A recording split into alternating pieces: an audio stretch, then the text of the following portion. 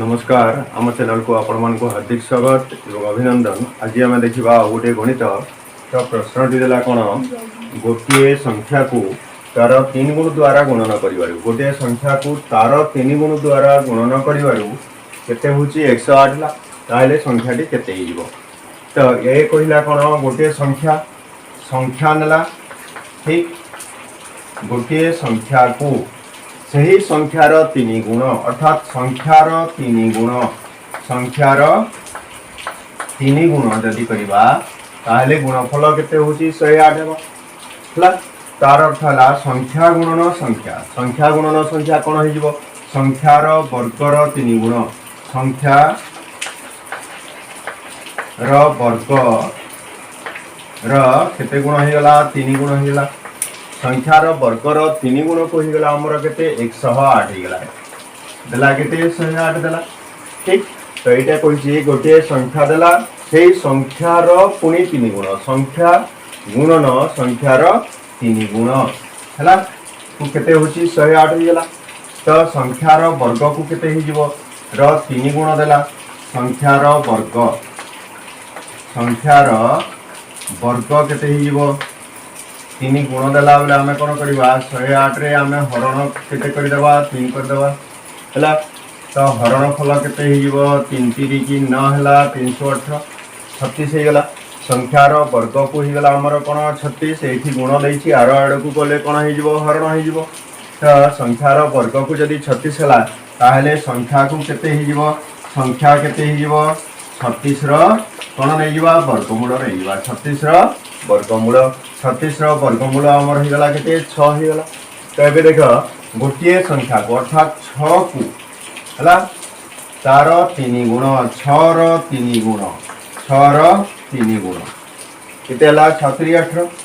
तो 18 गुणन आम जदि 6 करवा ताहले गुणफल केते होगा कथा 108 होगा कथा 6 48 8 4 6 के 6 4 10 ठीक अच्छे 108 होगला। प्रश्न देला गोटे संख्या को तार 1 विभक्त 5 द्वारा गुणन कर गुणफल केते होगला 80 हुए ताहले संख्याटी केते हुए। तो ठीक से भाया प्रश्न अच्छी गोटे संख्या देला आमर कौन संख्या देला पुणी से संख्यार 1 विभक्त 5 तो संख्यार 1 विभक्त कौन होगा 5 होगला 1 विभक्त 5 ठीक। तो आम कौन पाइला संख्या गुणन संख्या तार अर्थ पाइला संख्यार वर्ग ये आमर कौन होगला संख्यार वर्ग होगला 1 विभक्त 5 को केते होची 80 है एति को होगला आमर केते 80। तापरे संख्यार वर्ग को केते हो तो संख्यार वर्ग ये संख्यार वर्गर 1 विभक्त 5 को केते होगला 80 होगला। तो संख्यार वर्ग को केते हो वर्ग को हो 80 हरण कौन करवा 80 हरण 1 विभक्त 5 करवा 80 हरण 1 विभक्त 5 तार 80 हरण विपरीत गुणन जदि हो 1 विभक्त 5 कौन हो 5 विभक्त 1 हो अर्थात 8 5 40 केते होगला 400 होगला। संख्यार वर्ग को आमर 400 है ताहले संख्या को केते हो संख्या को हो संख्याटी केते हो 400 वर्गमूल 400 वर्गमूल केते है आमर 20 400 वर्गमूल होगला केते 20 अतएव संख्याटी केते हो 20 हो अतएव संख्याटी होगला आमर केते 20 संख्याटी 20 होगला। तो देख गोटे संख्या आम नहीं गला संख्याटा आम पाइछु केते 20 पाइला तार 1 विभक्त 5 तो संख्यार 1 विभक्त 5 अर्थात 20 1 विभक्त 5 ठीक 20 1 विभक्त 5 केते होगला 4 होगला। तो 20 गुणन 4 करवा आमर केते होगला 80 होगला। तो गुणफल केते होगला 80 ठीक। एबे जो आम नेक्स्ट आमर नेक्स्ट प्रश्न देखि ना दुईटी संख्यार गुणफल देला आमर केते 180 दुईटी संख्यार गुणफल देला 180 और भागफल देला केते 4 विभक्त 5 ताहले संख्या दुईटी आम कौन करवा स्थिर करवा जदि भागफल देला देखिए भागफल देला केते 4 विभक्त 5 भागफल देला 4 विभक्त 5 ताहले आम ये कौन करवा सान संख्याटी कौन हो बड़ संख्यार 4 विभक्त 5 है सान संख्या कौन हो बड़ संख्यार 4 विभक्तक 5 तो सान संख्या कौन होगा सान संख्या बड़ संख्यार सान संख्या समान कौन हो बड़ संख्यार 4 विभक्तक 5 है तो ये कही कौन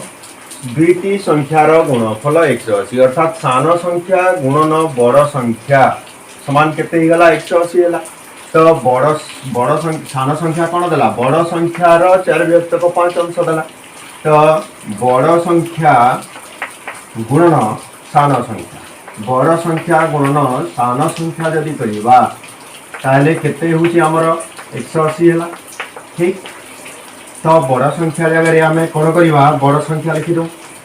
बड़ संख्या होगा ये ठीक